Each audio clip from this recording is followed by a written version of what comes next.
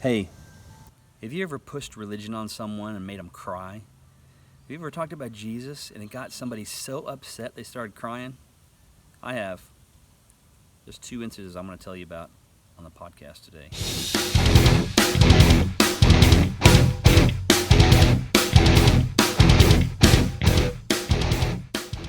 So in the last couple of podcasts, I've mentioned that I was a prodigal son, that I walked away from Jesus after coming to Christ at age 11.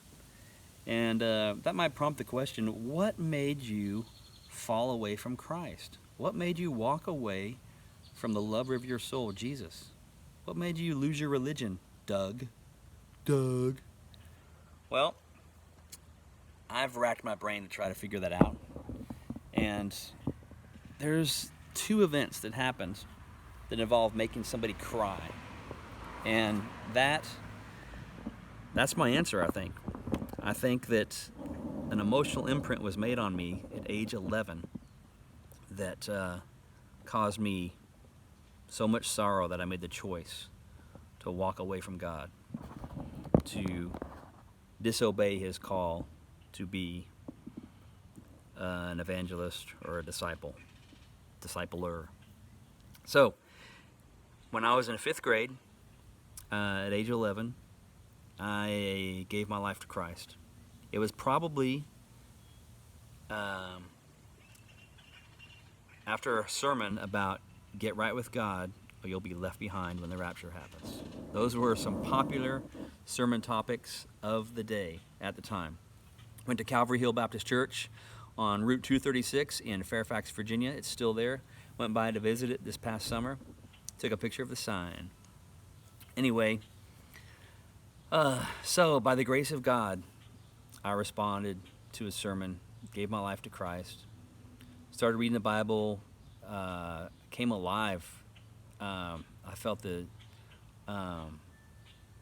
gratitude of Jesus saving me, even at a young age, and I hadn't really done any big sins, you know. I told lies and probably shoplifted by then, I don't know, but so I was a thief and a liar, deserved to go to hell. But anyway, I was grateful. I was reading the Word. I was reading lots of it. I was highlighting it. I was getting stuff out of it. I was learning what it meant to worship. I had the privilege of leading two of my best friends to Jesus. One of those guys was Donnie. Donnie, I hope you're still walking with the Lord. I remember praying for you to receive Christ. And another friend, I think it was either Kent or David. I can't remember which, David Herbst or Kent Sides. One of you guys, I think, I got to the privilege of leading you in the sinner's prayer to accept Jesus Christ as your personal Savior so you would go to heaven when you died one day. And hadn't heard from either of you guys in years. I hope you're still alive. If not, I hope you're with Jesus. And if you're alive, I hope you're with Jesus too. So the planes are flying over. There looks like a private jet. It's probably Jerry Jones. Maybe he's going to come and pay a surprise visit to me and ask me to be one of the special teams coach for the Dallas Cowboys or something. You can dream in the middle of a video podcast, can't you? Come on, give me a break. So anyway, I was walking with Christ. I took my salvation seriously. I was seeing fruit in my life, but after about 6 months, kind of walked away from the Lord far. And for 9 years, I was on a prodigal journey. I wasn't involved in criminal behavior at age 11, but walked away from the Lord. And there's two events that had a strong impact, that have deep, searing memories. And one was at my Grandma Daisy's house. Grandpa Doc and Grandma Daisy, the grandparents on my mother's side, dear grandparents. Loved hanging out with them. Their small, little, tiny one-bedroom house in Beloit, Kansas.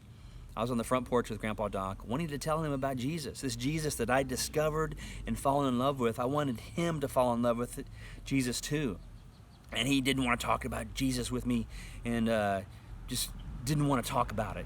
So I did what a normal person would do. I went back into the kitchen to talk to Grandma Daisy. Why won't Grandpa Doc talk to me about Jesus? And Grandma Daisy was like, oh, there's certain things you don't talk about, religion and politics. And she was so upset about that she started weeping, started crying in their kitchen. And I love Grandma Daisy. And here, my actions made her cry. My attempts to lead Grandpa Doc to Jesus made Grandma Daisy cry. In the same winter, at 5th grade at Green Acres Elementary School, which has since closed down. The building's still there. I think they use it as a school district. But there was an older lady that was our 5th grade teacher named Mrs. Tesdall. She was a favorite of many of the students because she was a nice old lady. She was kind. She was gentle. And in our classroom, we had coat closets because it got cold in Northern Virginia. It snowed in the wintertime. We had, a week or two of snow dates where we had no school, which was awesome. But each, on the outside of the coat closet, it was like a giant rectangle with 5 sides, top, sides, front, and bottom, and wheels on it. And on the inside was a big bar where you could hang your coat up. But on the outside was a folder with each student's name on it, where she would put inserts and stuff and maybe turn in your assignments after they were graded back in there. And so I got these gospel tracts that said chicken on it. And it was about, giving your life to Jesus. And I put one of those tracts in every student's folder. And many of the students, remember Kermit Giesbrecht was reading his with enthusiasm. Everybody was reading their tract. And Mrs. Tesdall found out about it and got upset. Separation of church and state. We can't be, giving out gospel tracts in a school folder with each student's name on it. So I had to go back and take the tracts out or ask the student to give me the tract back or whatever. And it made Mrs. Tesdall so upset because I think she actually favored the idea of the gospel. I think she was a Christian. I got that impression. She didn't say that, but she was so upset because I'd crossed that line of church and state that she cried. So here I am again, trying to reach people for Jesus, trying to do the right thing. And I made someone I loved cry. So those two events hit me so hard. And as a young 11-year-old, I don't know how strong I was to be able to say, oh, well, it's their problem. If they're crying. I couldn't brush it off. It hurt me that I hurt someone else. And I attribute those events to possibly being the impetus or the seed that caused me to walk away from Christ, because I didn't want to hurt people anymore. And so for 9 years, I was far away from Christ. Still going to church. My parents forced me to. Still living in their house. And still got lots of teaching. And what's really cool is when I came back to Christ at age 20, it seems like all those years of teaching, all of a sudden, hey, look, Doug, here's a catalog of all the teachings that you have received, organized in your mind that you can access. So it's almost like God did that for me. So all that word didn't come back void. It actually, I was able to access it.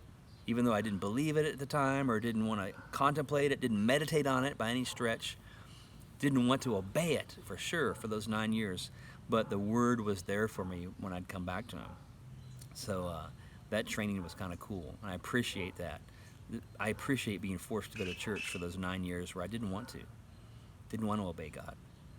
So anyway, there's an emotional, monumental story from my life at the tender young age of 11, where as a little budding evangelist, I made people cry because they were so upset at my message. Join the discussion.